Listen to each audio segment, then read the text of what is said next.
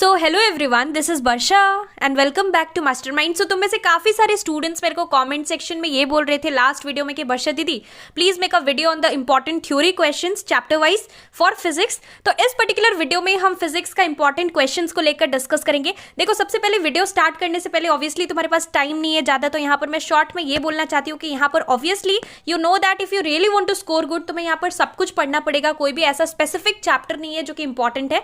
तुम्हें यहाँ पर अगर तुम अच्छा मार्क्स स्कोर करना चाहते हो तो क्वेश्चंस ऑब्वियसली सारे चैप्टर्स से आएगा, तुम्हें सारे चैप्टर्स का प्रिपरेशन करना है। बट यहाँ पर ये सारा जो क्वेश्चंस है ये कुछ मोस्ट एक्सपेक्टेड क्वेश्चंस है, मतलब मोस्ट इंपॉर्टेंट क्वेश्चंस है। मतलब जितना भी चैप्टर्स तुम कर रहे हो, जितना भी तुमने प्रिपरेशंस किया अभी तक, तुम्हें बहुत इंपॉर्टेंट है कि एटलीस्ट ये सारा क्वेश्चंस तुम्हें जरूर करना है। मतलब ये सारा मस्ट डू क्वेश्चंस है। मतलब तुमने जो भी प्रिपरेशंस किया हो या फिर जो भी प्रिपरेशंस नहीं किया हो, लेकिन ये सारा क्वेश्चंस मस्ट डू क्वेश्चंस है, तो तुम्हें इसका आंसर्स पता होना चाहिए, ये सारे क्वेश्चंस का आंसर्स पता होना चाहिए। So this is the thing, it is not that only these questions are important, बाकी तुम नहीं करोगे प्रिपरेशन। तो ये चीज मैंने क्लियर कर दिया, पर ये सारा क्वेश्चंस बहुत इंपॉर्टेंट है। एग्जाम में इसी टाइप का क्वेश्चन आता है, तो ये सारा तुम्हें इंश्योर करना है कि ये सारा क्वेश्चंस का आंसर्स तुम्हें पता है। So let's start. सबसे पहले चैप्टर, तुम्हारा सबसे पहला चैप्टर है फोर्स। यहाँ पर काफी लोग लास्ट वीडियो में एमसीक्यूज को लेकर बोल रहे थे कि वर्षा दीदी मुझे कुछ भी नहीं आता है एमसीक्यूज में। तो देखो, यहाँ पर डेफिनेटली जो भी हम क्वेश्चंस डिस्कस कर रहे हैं, all these are important. Make sure that you at least know the answer of all these questions. तो फोर्स में यहाँ तुम्हारा पहला क्वेश्चन है, define moment of force. So moment of force क्या है? टॉर्क है।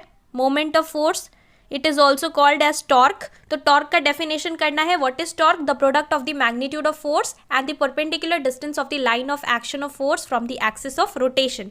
This is the definition and you have to write the state the relation between the SI and CGS unit of moment of force. So इसका relation तुम्हें लिखना है। 1 newton क्या होता है? 1 newton is equal to 10 to the power 7 dyne centimetre. This is the relation, ये तुम्हारा final relation है। 1 newton is equal to 10 to the power 7 dyne per centimetre, dyne centimetre.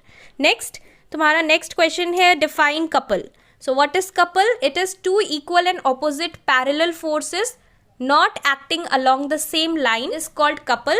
और यहाँ पर तुम्हें लिखना है, state the SI unit of moment of couple। so SI unit क्या है इसका? Newton metre. so NM, this is the SI unit। Next है तुम्हारा यहाँ पर मस्ट डू क्वेश्चन के अंदर नेक्स्ट आता है फोर्थ चैप्टर से, derive the relation between CGS and SI units of force. So CGS unit and SI unit का रिलेशन तुम्हें पता होना चाहिए। गो थ्रू योर बुक में दिया हुआ है तुम्हारा ब्लू बॉक्स के अंदर, तो उसको फॉलो करना।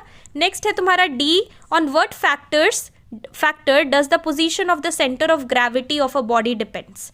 so position of center of gravity you can write it depends on the shape of the body and the distribution of mass of the body। ये 2 factors तुम लिख सकते हो। देखो, यहाँ पर center of gravity से related यहाँ पर जो तुम्हारा concentric circle है, रिंग है, उसका center of gravity कौन से position में होता है, एक टेबल दिया है तुम्हारे बुक में, वो भी एक बार गो थ्रू कर लेना, वहाँ से क्वेश्चन एक्सपेक्टेड है। यहाँ पर मैंशन नहीं है बट एक बार गो थ्रू कर लेना। नाउ नेक्स्ट है तुम्हारा E, name the factors affecting the turning effect of a body। so factors that affect the turning effect of a body, this is magnitude of the force applied, and second you can write the perpendicular distance of the line of the action of force from the axis of rotation। तो ये तुम्हारा 2 factors तुम लिख सकते हो। उसके बाद यहाँ पर नेक्स्ट देखो, एक डायग्राम तुम्हें यहाँ पर ड्रॉ करने के लिए बोला गया है।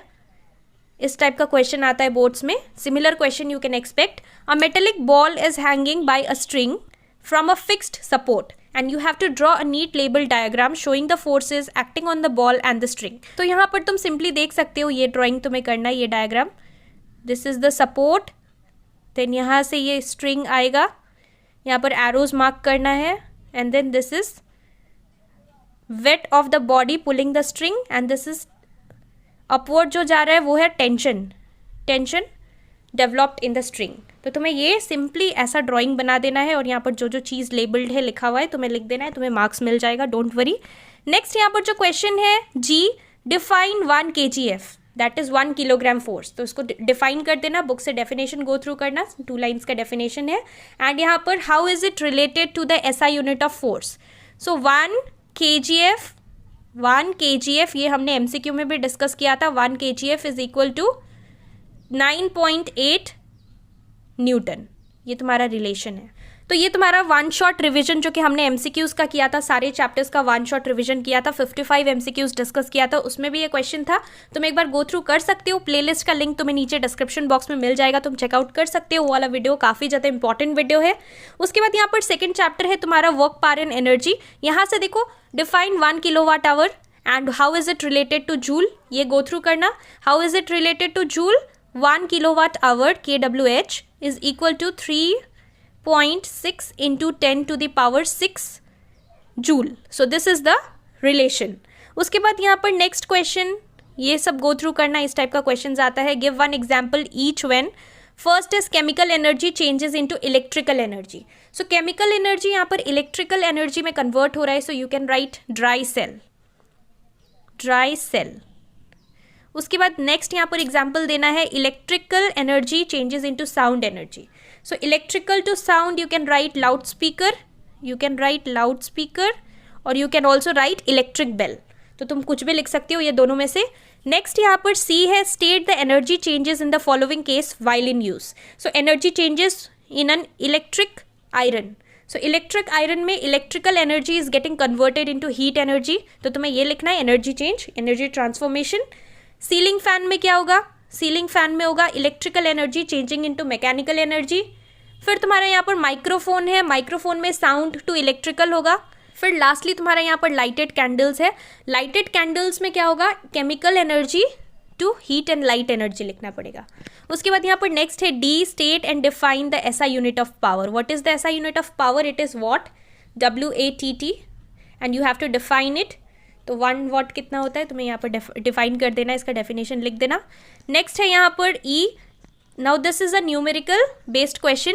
If the power of a motor is 100 kilowatt, at what speed can it raise a load of 50,000 newton? So force is given in the question, F is given 50,000 newton and this is your power. Power is also given. तुम्हें यहाँ पर कौन सा formula, speed निकालना है मतलब v निकालना है, तो तुम यहाँ पर कौन सा फॉर्मूला लगा सकते हो? P is equal to F into V. ये फॉर्मूला लगाकर तुम आंसर ला सकते हो, सिंपल कैलकुलेशन है। इसका यहाँ पर आंसर क्या होगा तुम लोग मुझे नीचे कमेंट सेक्शन में बताओ सॉल्व कर कर नंबर ई का answer. Let's see whether you are able to solve it और नॉट। मैंने तुम्हें फॉर्मूला बता दिया, क्या फॉर्मूला यूज़ करना है। अब यहाँ पर हम नेक्स्ट क्वेश्चन पे आते हैं।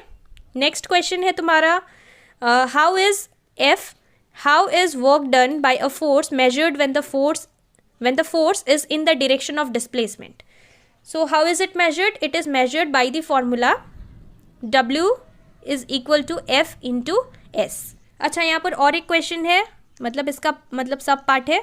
How is the work done by a force measured when the force is at an angle to the direction of displacement? शायद 2 होना चाहिए इधर, समथिंग इज मिसिंग। तो डायरेक्शन ऑफ डिस्प्लेसमेंट, तो यहाँ पर तुम्हारा क्या होगा? It will be W is equal to FS cos theta. तो ये तुम्हारा आंसर होगा। यहाँ पर 1 हॉर्स पावर कितना होता है ये भी तुम एक बार देख लेना, यहाँ पर मेंशन नहीं है।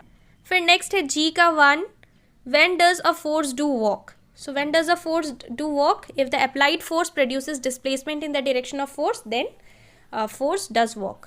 नेक्स्ट यहाँ पर नेक्स्ट क्वेश्चन है what is the work done by the moon when it revolves around the earth?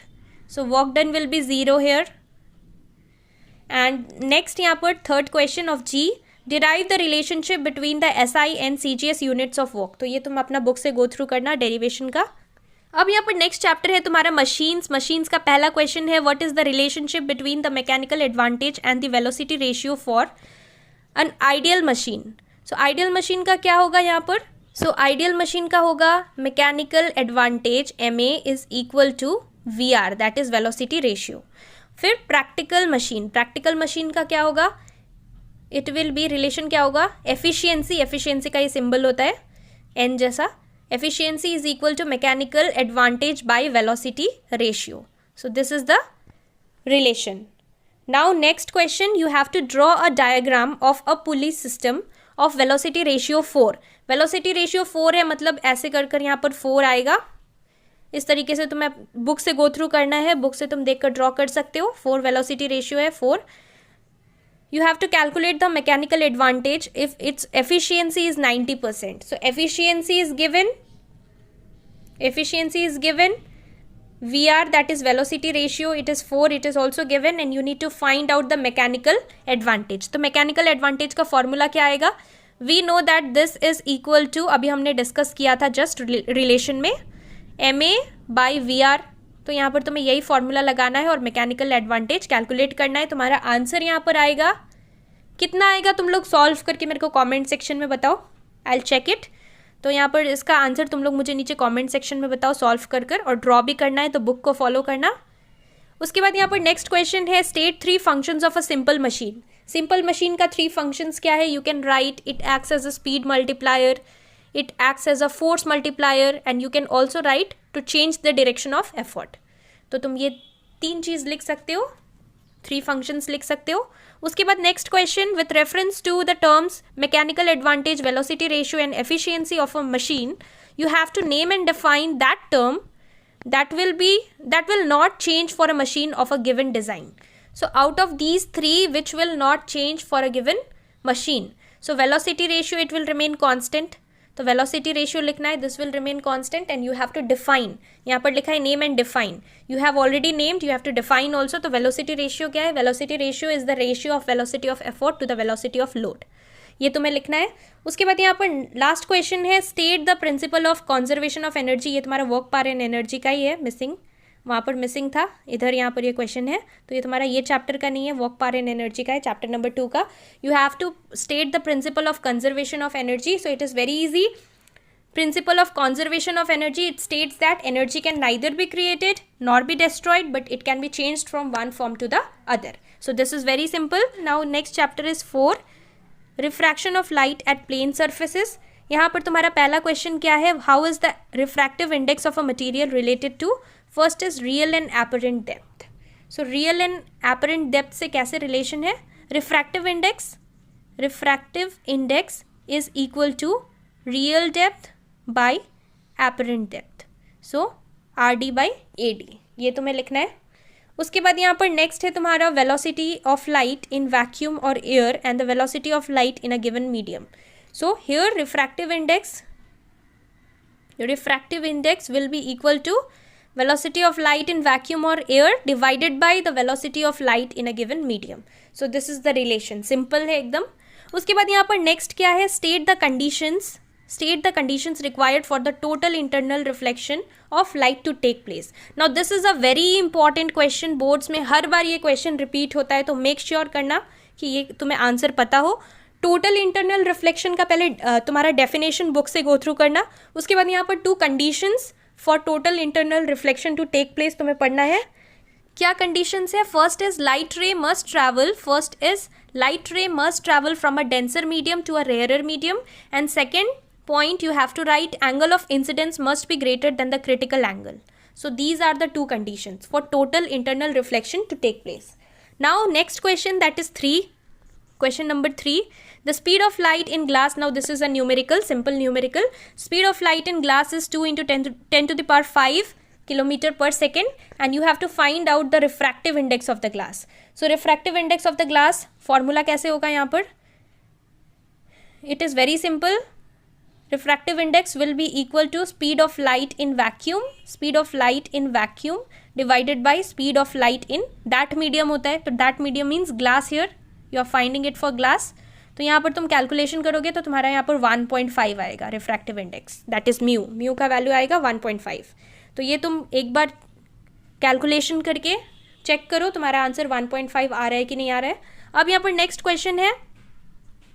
Okay, this is not a question. यहाँ पर एक चीज़ है, ग्लास स्लैब के बेसिस पे यहाँ पर तुम्हारा क्वेश्चन आता है डायग्राम कंप्लीट करने. Suppose there is a rectangular glass block given and यहाँ से फिर इंसिडेंट रे पास हो रहा है, तो ये किस डायरेक्शन में जाएगा according to the question solve करना पड़ता है. तो इस टाइप का क्वेश्चन एक बार गो थ्रू करना.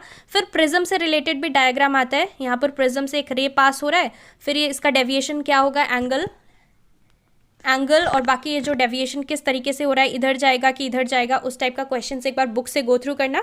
एक क्वेश्चन तुम एक्सपेक्ट कर सकते हो either from the rectangular glass slab और फ्रॉम द प्रिज्म, जो कि कंप्लीट द रे डायग्राम, ऐसा क्वेश्चन होगा. तो वो तुम एक बार गो थ्रू करना. PYQs तुम फॉलो कर सकते हो इस पर्टिकुलर क्वेश्चन के लिए, इस टाइप का क्वेश्चन के लिए. नेक्स्ट है तुम्हारा 5, pond appears to be 2.7 metre deep.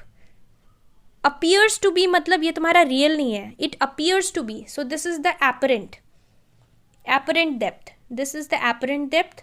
And यहाँ पर लिखा है if refractive index of water, so refractive index is given, you have to find out the actual depth, actual और real depth. तो simple formula है refractive index is equal to real depth by apparent depth. यहाँ पर ये formula लगाकर तुम real depth निकाल सकते हो, मतलब कि एक्चुअल डेप्थ. तो इसका आंसर तुम्हारा कितना आना चाहिए? इसका आंसर आना चाहिए तुम्हारा 3.6 मीटर में आंसर होगा, बिकॉज तुम्हें यहाँ पर डेप्थ फाइंड करना है. तो इसका तुम एक बार सॉल्व करके चेक करो 3.6 आ रहा है कि नहीं आ रहा है.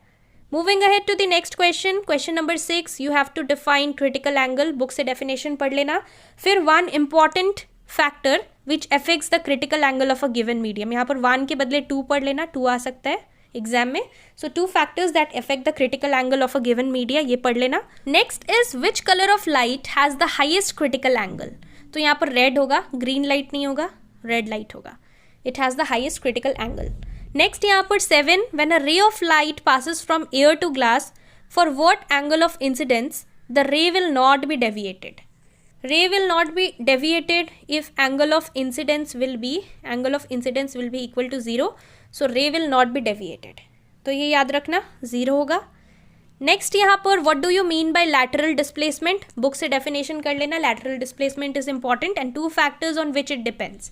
सो फैक्टर्स अफेक्टिंग कर लेना, इंपॉर्टेंट है. नेक्स्ट यहाँ पर बहुत इंपॉर्टेंट क्वेश्चन है. State the 2 laws of refraction. I hope you know the 2 laws. First is the incident ray, the reflected ray and the normal all lie in the same plane. And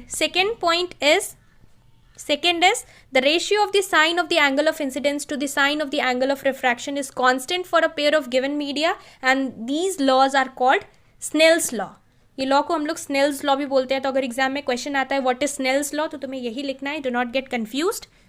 next यहाँ पर last question from this particular chapter, factors affecting the angle of deviation. So angle of deviation का factors affecting देख लेना. अब next chapter है तुम्हारा chapter number 5, जो कि रिफ्रैक्शन का सेकंड यूनिट है, मतलब सेकंड क्वेश्चन है. ये यूनिट का सेकंड पोर्शन है, रिफ्रैक्शन थ्रू अ लेंस. तो ये हमारा लास्ट चैप्टर रहेगा और पार्ट 2 वीडियो में हम बाकी सारा चैप्टर्स कवर करेंगे. अभी तुम्हारा साउंड, कैलोरीमेट्री और रेडियो एक्टिविटी, ये सारा चैप्टर्स लेफ्ट आउट है. तो इसका जो सेकंड हाफ है तुम्हारा, जितना भी चैप्टर्स लेफ्ट आउट रहेगा वो हम नेक्स्ट वीडियो में पार्ट 2 में डिस्कस करेंगे. तो यहाँ पर देखो फर्स्ट क्वेश्चन है, an object is placed at a distance 24 centimetre. So distance is given, this is you, in front of a convex mirror. यहाँ पर कॉन्वेक्स मिरर बोला है तो यहाँ पर यू कितना होगा, -24. उसके बाद यहाँ पर focal length is given 8 centimetre.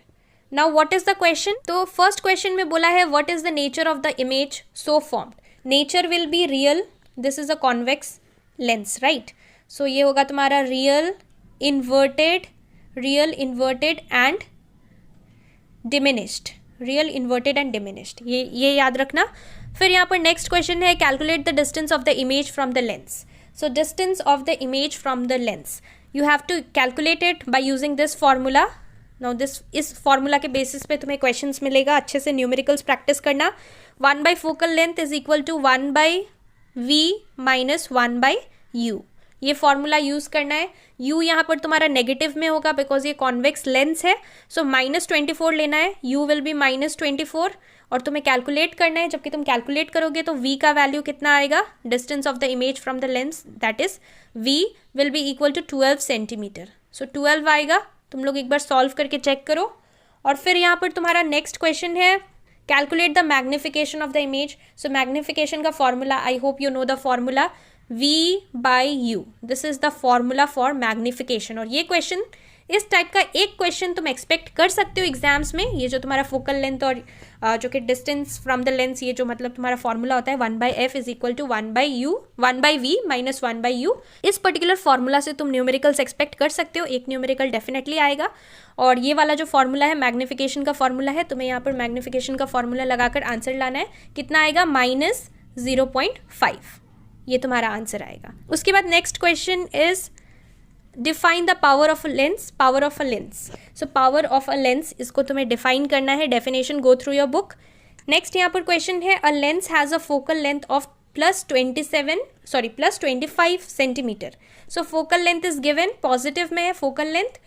यहाँ पर तुम्हें क्या कैलकुलेट करना है, calculate the power of the lens. So you know power is equal to 1 by focal length.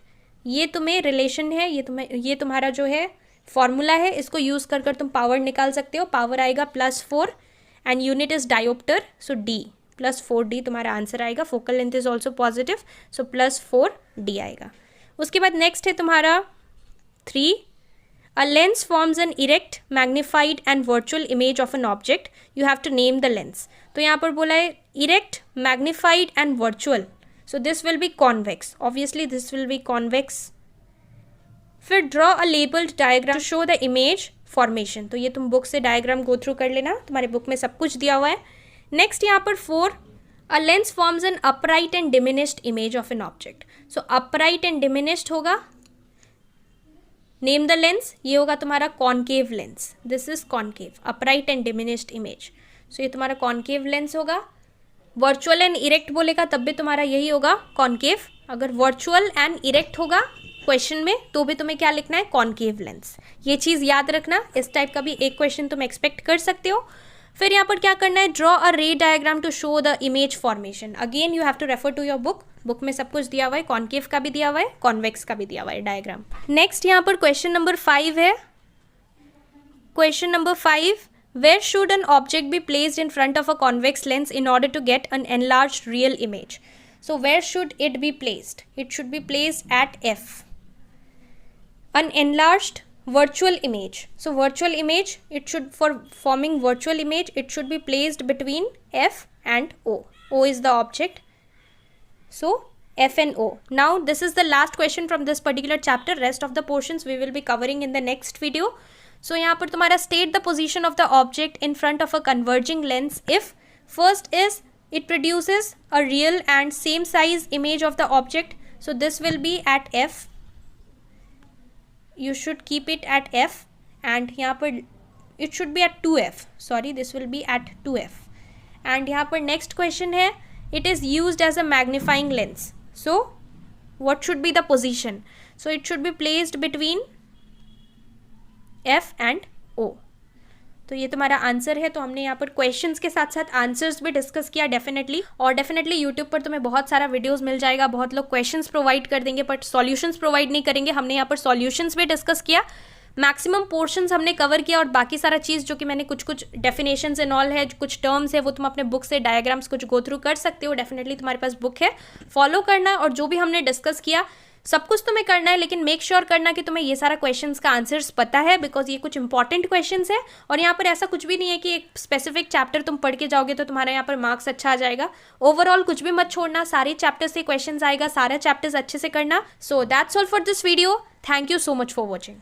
तो देखो मैंने यहाँ पर रिसेंटली ई बुक्स लॉन्च किया है for ICSE chemistry and biology. यहाँ पर 4 सब्जेक्ट्स के लिए हमने लॉन्च किया था, और एकदम सेम टू सेम क्वेश्चंस तुम्हारा हिस्ट्री एंड ज्योग्राफी में 2023 बोर्ड एग्जाम्स में आया था। तो तुम्हारे लिए यहाँ पर काफ़ी ज़्यादा हेल्पफुल होने वाला है ये पर्टिकुलर ई बुक। यहाँ पर केमिस्ट्री में तुम्हारा जितना भी इंपॉर्टेंट इक्वेशंस है, जितना भी इंपॉर्टेंट रिएक्शंस है, जितना भी इंपॉर्टेंट तुम्हारा यहाँ पर बायो में जितना भी इंपॉर्टेंट डायग्राम बेस्ड क्वेश्चंस है, जितना भी तुम्हारा टेक्निकल टर्म्स है, name the following type questions है, सारा कुछ यहाँ पर सारे चैप्टर्स का चैप्टर वाइज क्वेश्चंस इंक्लूडेड है।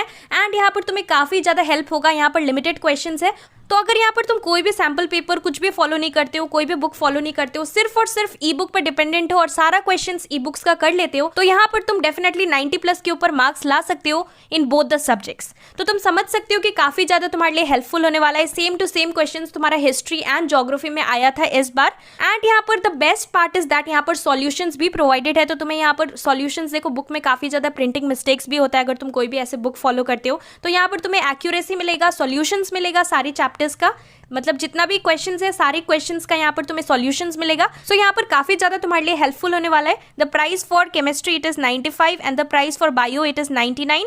एंड यहाँ पर तुम्हें कैसे लेना है, let me tell you the steps. तो मैंने यहाँ पर इंस्टाग्राम का लिंक नीचे डिस्क्रिप्शन बॉक्स में दे रखा है। You have to DM me on Instagram with I want to buy ICSE e-books and then I'll tell you the steps how you can avail it। और देखो अभी डेफिनेटली बहुत सारा DMs रहता है, so it is not possible for me to reply to each and every queries। तो मैंने यहाँ पर पर सब कुछ क्लियर कर दिया। यहाँ पर 4000 प्लस स्टूडेंट्स ने ऑलरेडी ले लिया है। अगर तुमने नहीं लिया तो तुम ले सकते हो, काफ़ी ज़्यादा तुम्हारे लिए बेनिफिशियल होने वाला है एंड टाइम में प्रिपरेशंस करने के लिए। और अगर तुम सिर्फ और सिर्फ ई बुक का सारा क्वेश्चंस कर लेते हो तो डेफिनेटली तुम 90 प्लस ला सकते हो दोनों सब्जेक्ट्स में, बायो एंड केमिस्ट्री में। Just DM me on Instagram with I want to buy ICSE ebooks and then I'll tell you the steps how you can avail it, and all the best for your preparations.